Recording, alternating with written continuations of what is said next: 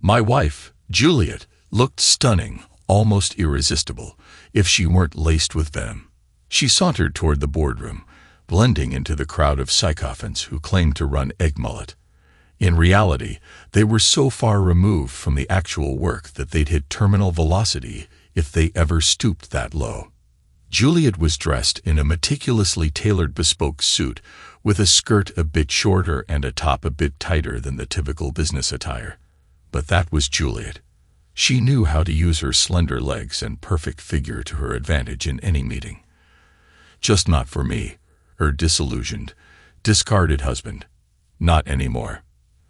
The group of corpulent men and their sleek, efficient assistants filed into the boardroom and fixed their eyes on me, seated at the far end of the long, polished oak table, where Mr. Harry Williams, the all-powerful chairman, usually held court. Flanking me were Miller and Young on one side and Ward on the other. We were the ambush party, the gang of four. Molly, our stenographer, was already scribbling furiously, documenting every word to complement the recording. "Who the hell are you?" demanded Williams, renowned for his blunt, no-nonsense approach to management. "My name is Dylan Wright, gentlemen." My wife's head snapped around at the sound of my voice. She had been chatting with the marketing director, Reuben Walker something or other, and hadn't noticed me until now. She quickly made her way over.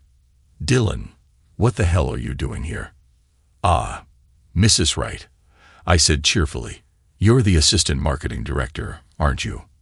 She took a moment to process the situation before responding.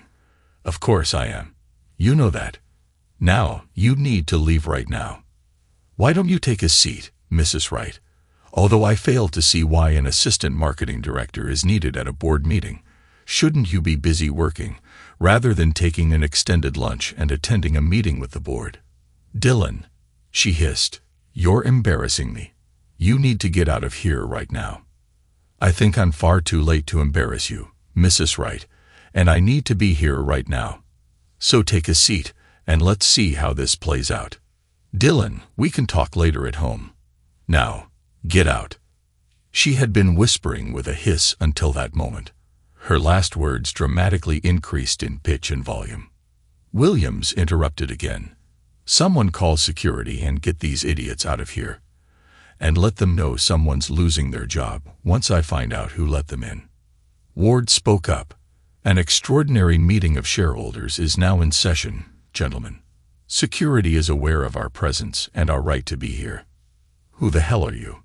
demanded Williams. I never realized he was such a smooth talker, rising from salesman to sales director to chairman by schmoozing, kissing ass, and backstabbing. It's hard to believe he reached his position using such language. He must have let himself go a bit, judging by his belly. "Thomas Ward, senior partner of Ward, and Young." "And who the hell are they?" Williams was on a roll now.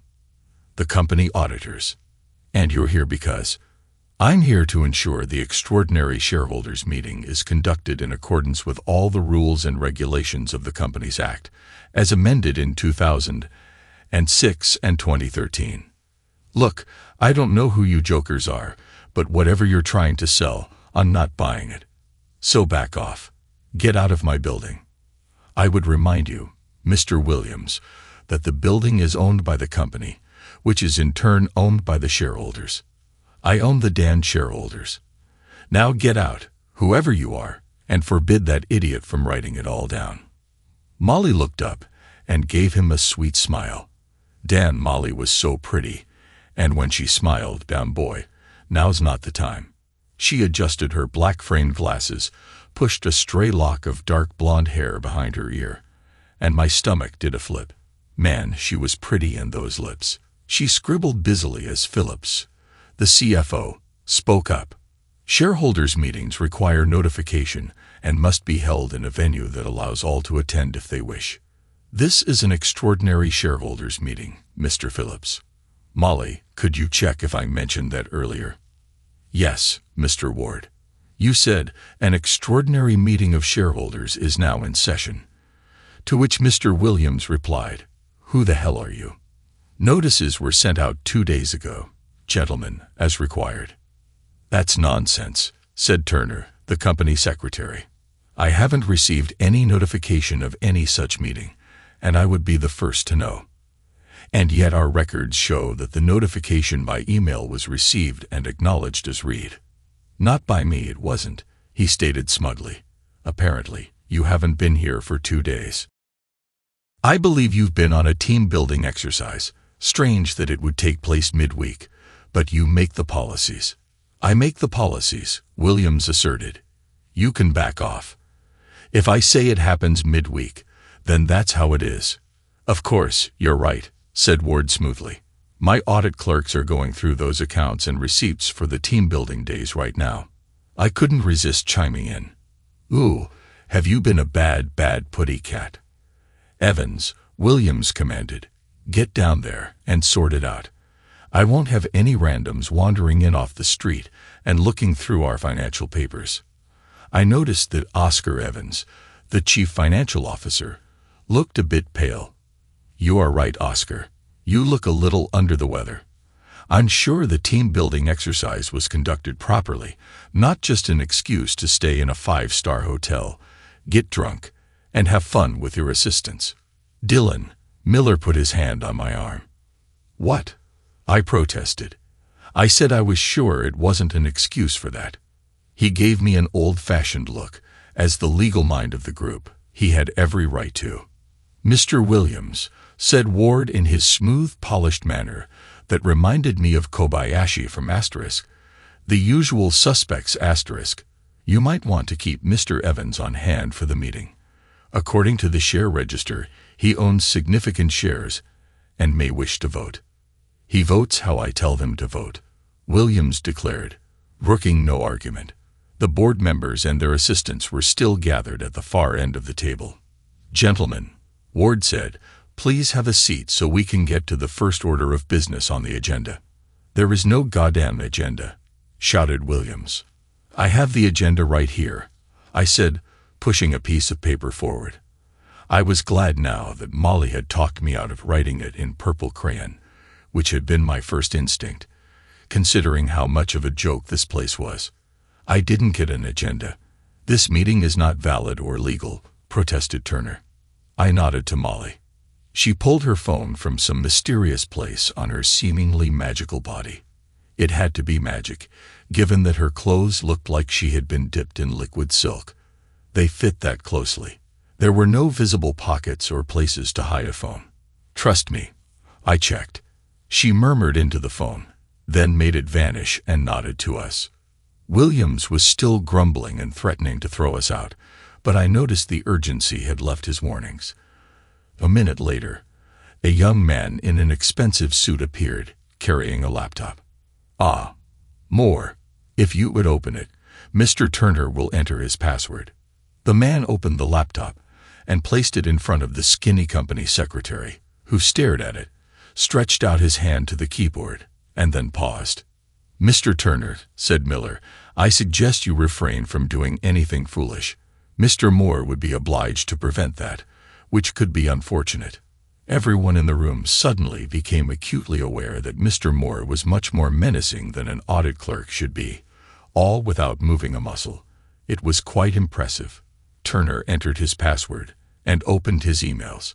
When he went a little paler and began to sweat, I knew he'd found the notice. The notification was also posted on the company bulletin board as required and in the national newspapers. Not that it was strictly necessary, as we also have written agreement to short notice. Sure, here's the rewritten version. The email was fake. A friend of mine had tampered with it, making the date and time appear to be 2 days ago instead of 2 hours ago, and also making it seem as if it had been read and acknowledged. Don't ask me how. I just have resourceful friends. However, the notice board posting and the newspaper ad were real. I should have mentioned that the ad was quite small and placed among the classified ads on the back page of a newspaper with the smallest circulation we could find. Definitely not one that business people typically read. The notice board was in the canteen of a small branch of the company in Scotland. It took some serious thinking to come up with that one. It was pushing the limits, but it was legal. Ward tapped the table. All right, gentlemen, if you're ready, we can begin. Mr. Wright, would you please read the first item on the agenda? I stood up, adjusted my jacket, and fastened the lowest button. My suit was cheap, but it looked like the more expensive ones. I then adjusted my tie and cleared my throat. All eyes were on me, even Juliet's, though she seemed furious and reluctant to look at me. Thank you, Mr. Ward. Gentlemen, the first item on the agenda is a motion of no confidence in the board of this company and the immediate replacement of all board members.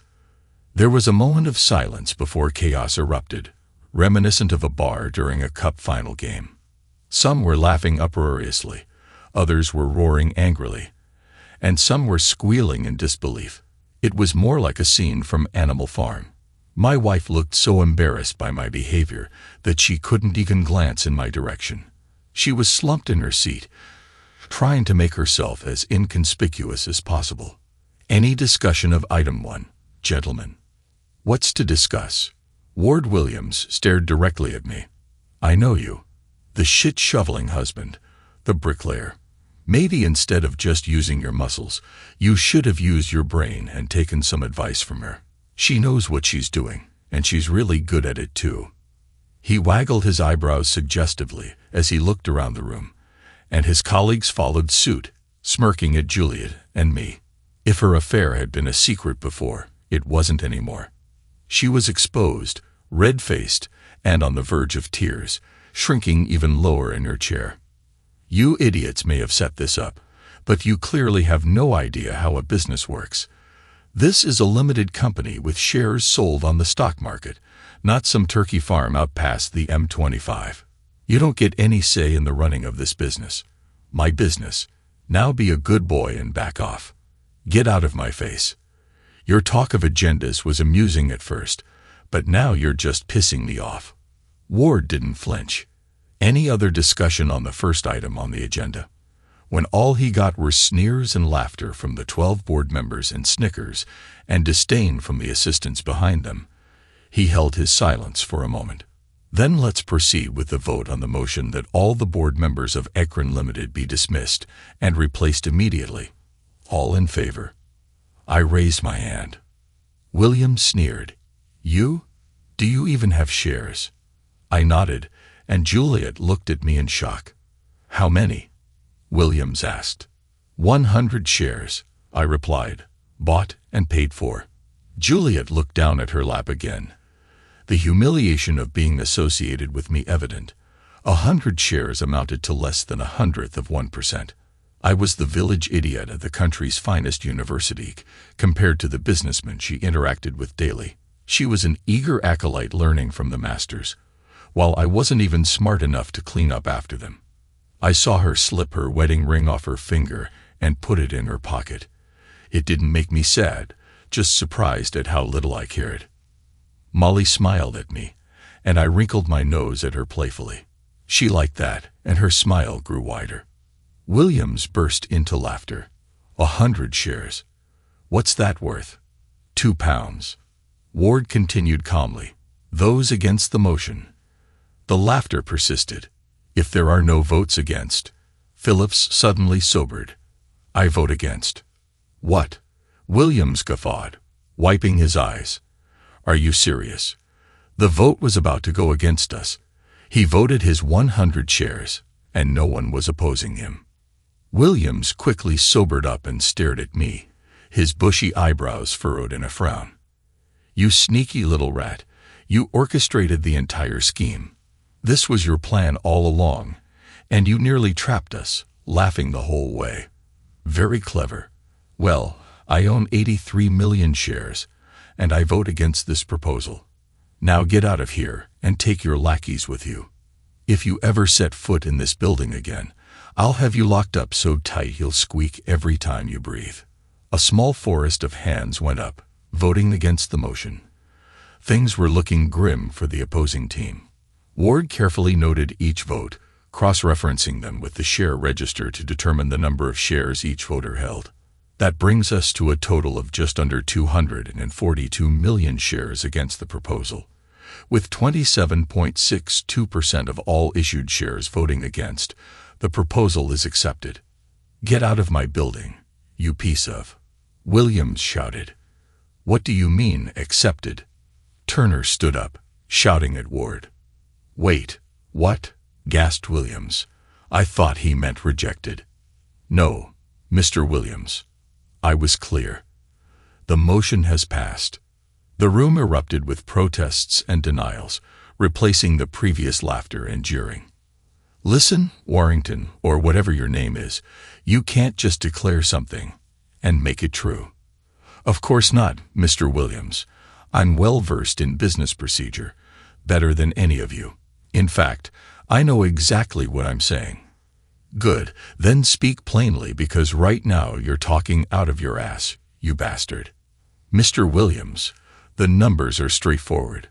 27.62% of the shares, those owned by the people at this table, voted to reject the motion. Meanwhile, 58.98% of the shares voted to accept it. Therefore, the motion is passed. I can't make it any simpler. What? Williams retorted.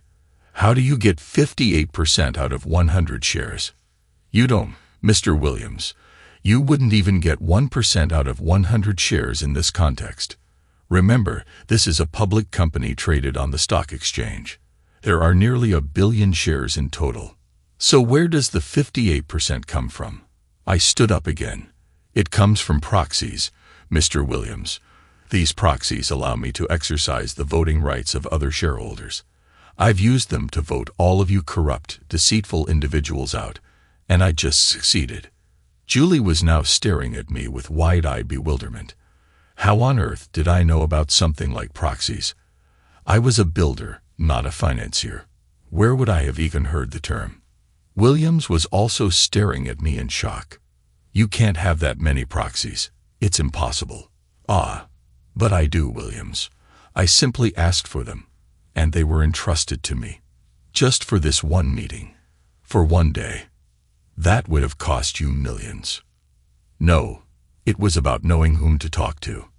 And truth be told, most of them really don't like you. It had taken weeks of effort.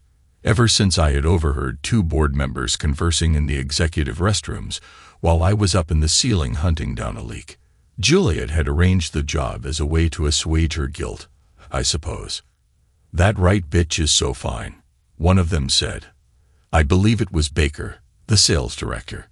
There's only one right in this town who fits that description, so I knew exactly who they were talking about. Besides, the fact that she worked just 1 floor down made it obvious. You think Williams is going to share her ass at the next team building event? Asked the other board member, likely Juliet's immediate boss. He likes to keep her under his wing, where he can sleep with her to his heart's content. Although it's been over 2 years, so maybe he's already tired of her. Perhaps he will share it with her this year. I thought he'd be generous at the Christmas party, but the bastard didn't go for it. He dragged her under the table, and she entertained him while her husband was looking for her. Greedy asshole, more like tucked under his beer belly, he scoffed. I'm amazed she hasn't ended up flat as a pancake by now. Laughter erupted beyond the bathroom stall. I listened to the sound of 2 zippers being pulled up and the door swinging open and shut as they left. Wash your hands, you filthy pigs, I muttered after them. My head was spinning. I imagined what it would feel like to topple sideways and crash through the flimsy ceiling tiles. Part of me wished for it, hoping maybe it would dull the ache inside.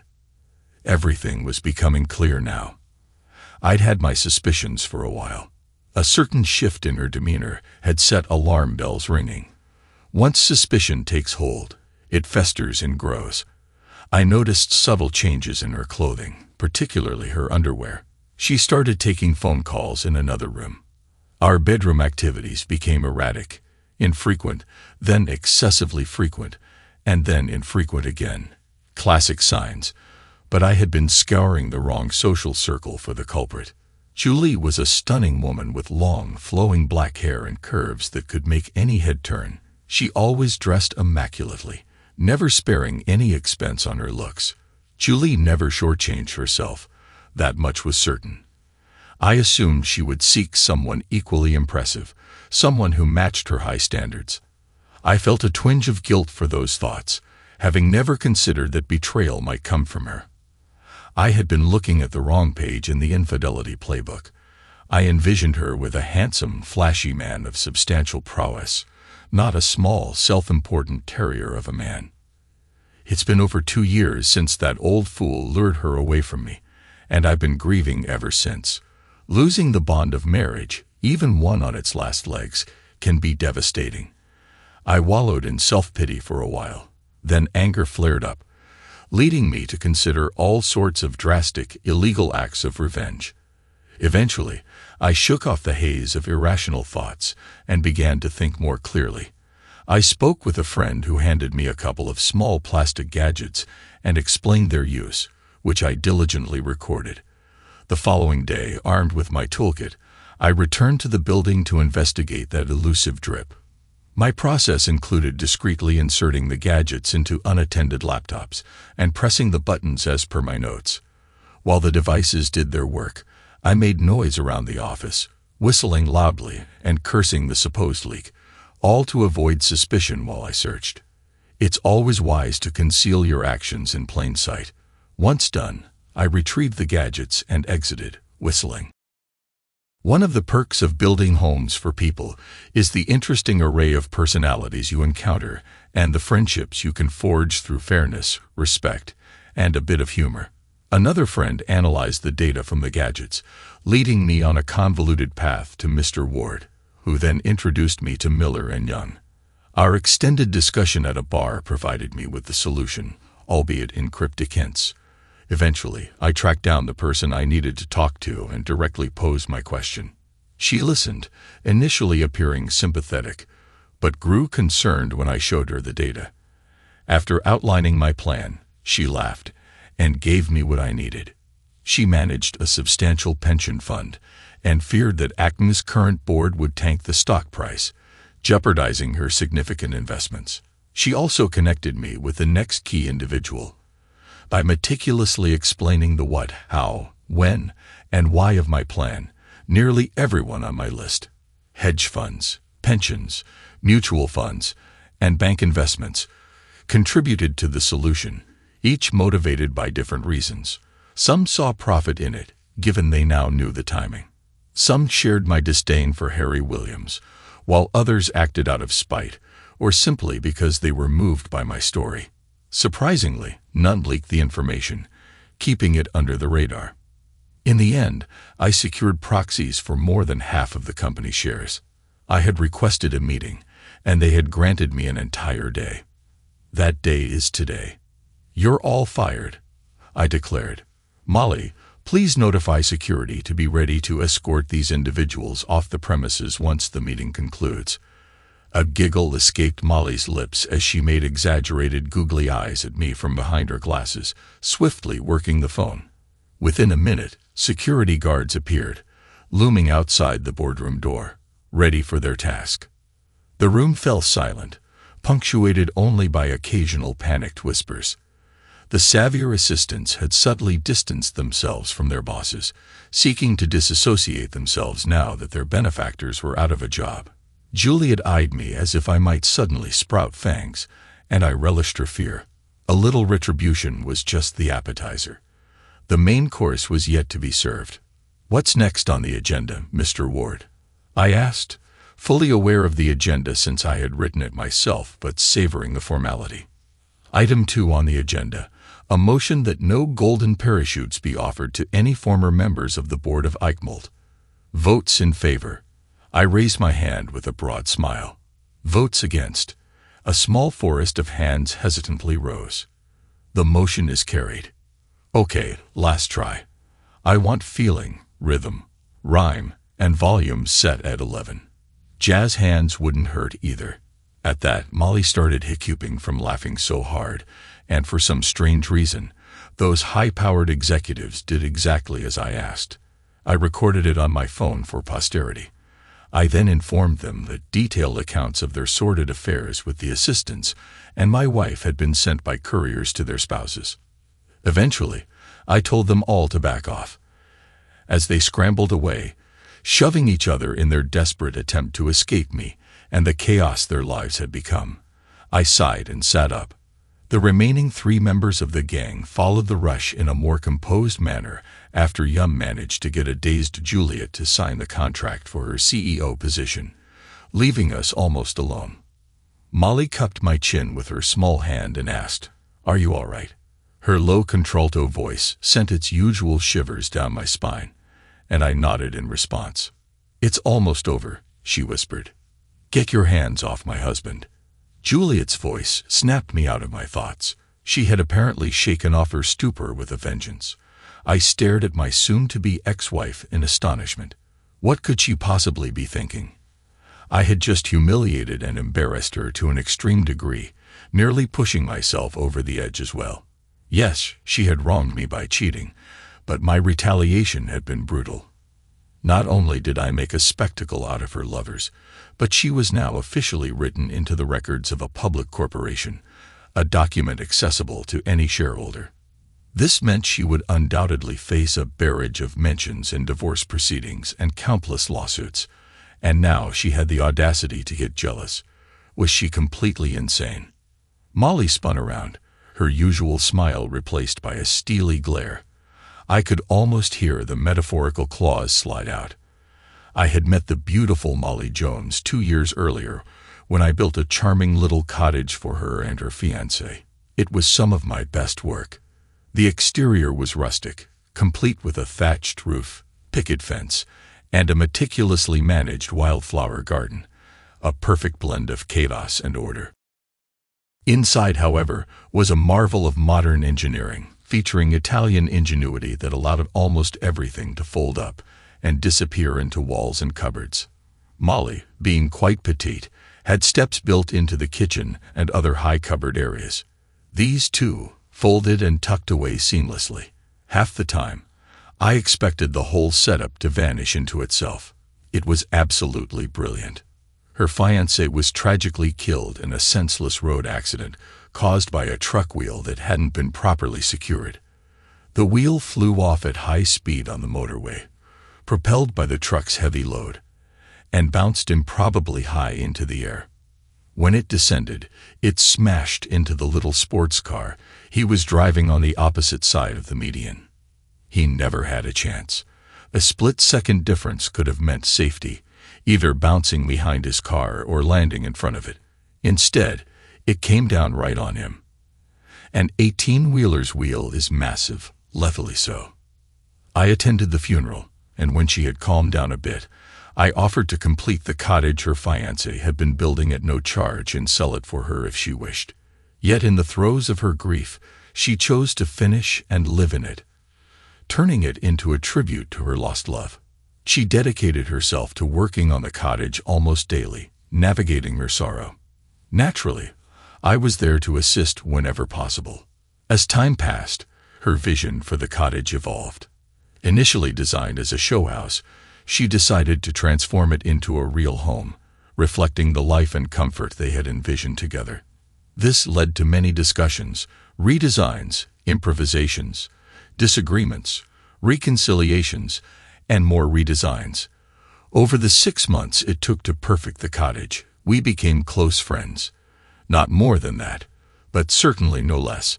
She shared her plans of returning to university to complete her degree and embark on a career in medicine. Thus, when I first suspected Juliet was cheating on me, she was the second person I confided in.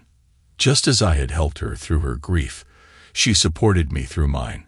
She was my shoulder to cry on, my listener for venting anger, and my voice of reason when I had impulses to act rashly. She was always there when I needed her most.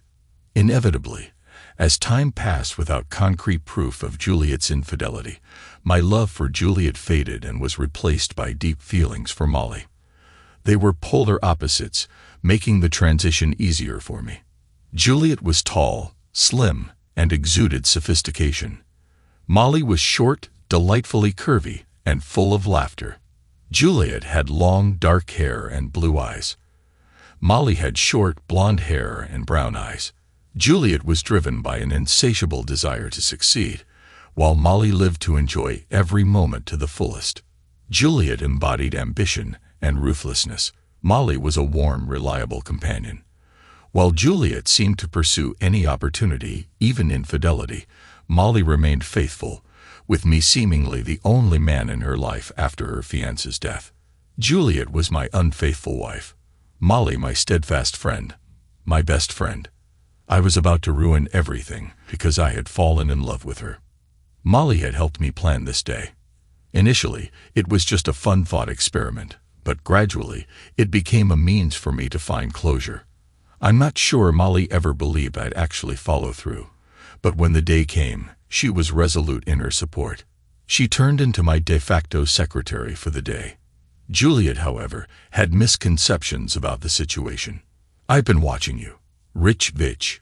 I know who you are and where you come from," Juliet screamed.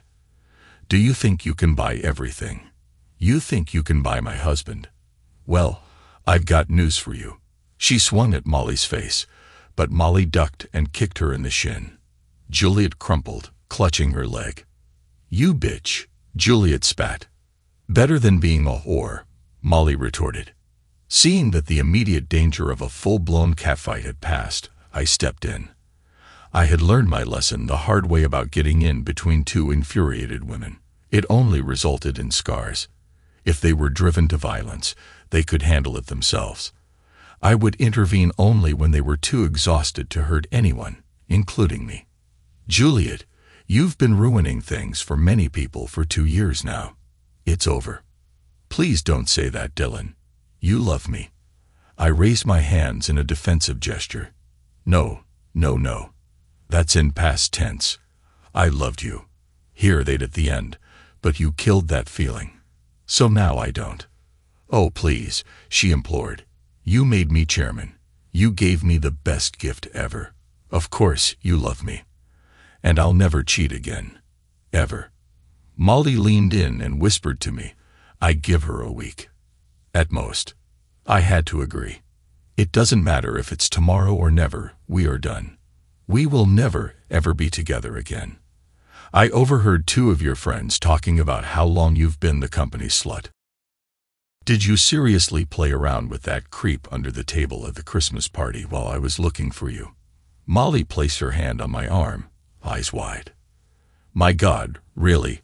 I take back my earlier prediction. Maybe a day, and even then, that's being generous. Oh, come on. You knew I was doing it for my promotion. You didn't mind." Julie cried, tears streaming down her face. "What? I never knew you were cheating until 6 weeks ago. I had my suspicions, but I had no proof." "No, you knew. You had to know. You just didn't care. What was I supposed to know? I loved you and trusted you wouldn't be unfaithful. But you never said anything. You didn't care." "Back off, Juliet," Molly interjected. "That's complete nonsense. You're just trying to make him feel guilty. You were sneaky, sleeping around but careful enough so he'd never catch you. You did it in your own world, one he couldn't easily access. He didn't know anything. And that doesn't make him stupid. It just makes you a really conniving cheater," says the rich woman who couldn't accept her fiance's death and had to buy a replacement, second-hand even. All those little changes to your perfect house, trying to tie him down with money. Face it. Molly's eyes were filled with tears as she stared at me. That wasn't it. I didn't. You didn't tell him you came from a wealthy family with diamonds and pearls. Why?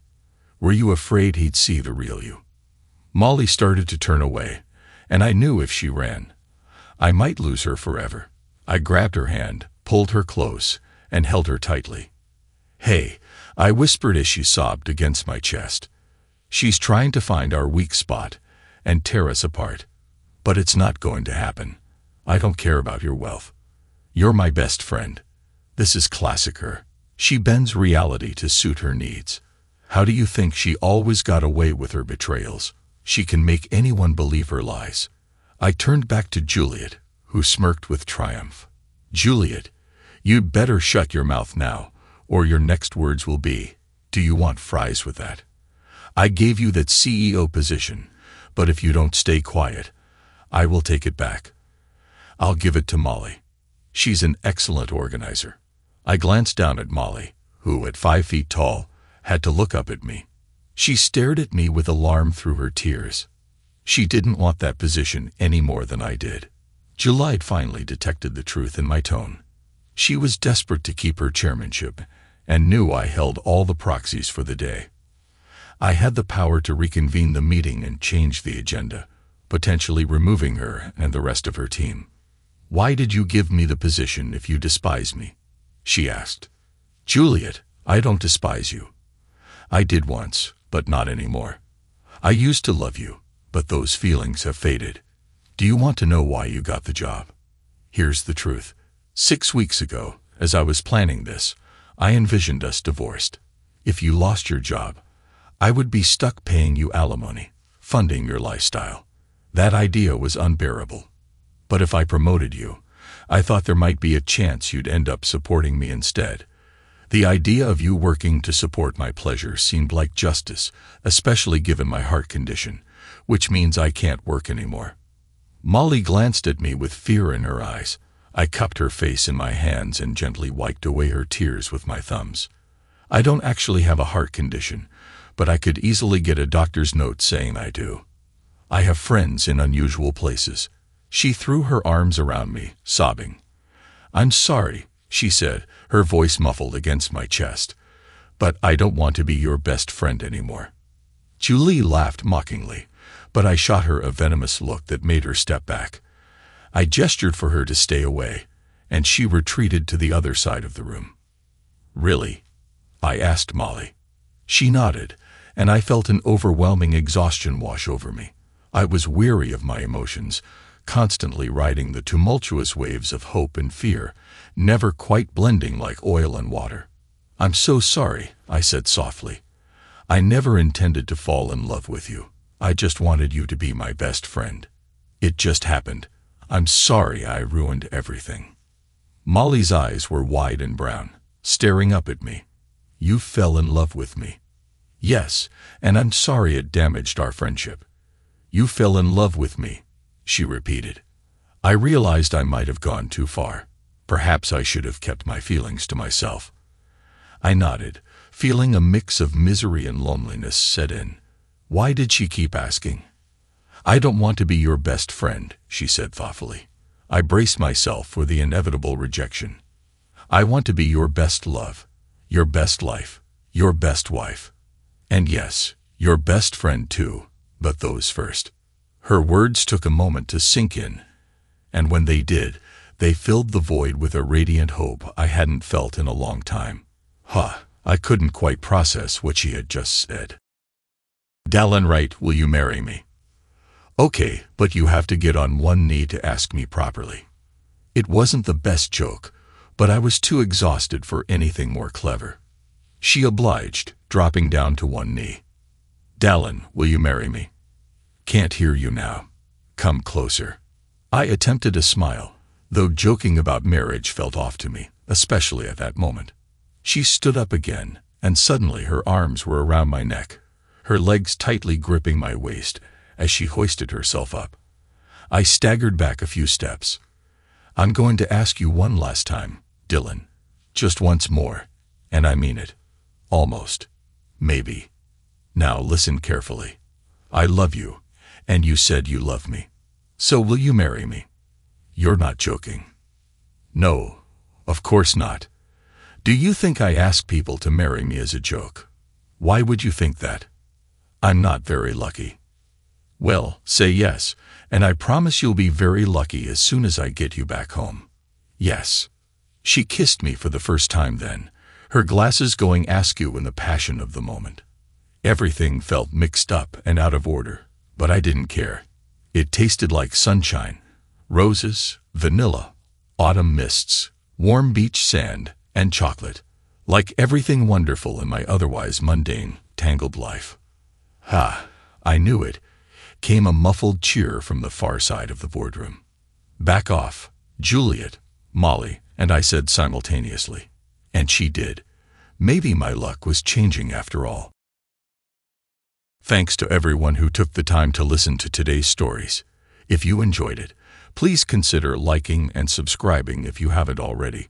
Feel free to share your thoughts on the events in the comments below. Take care.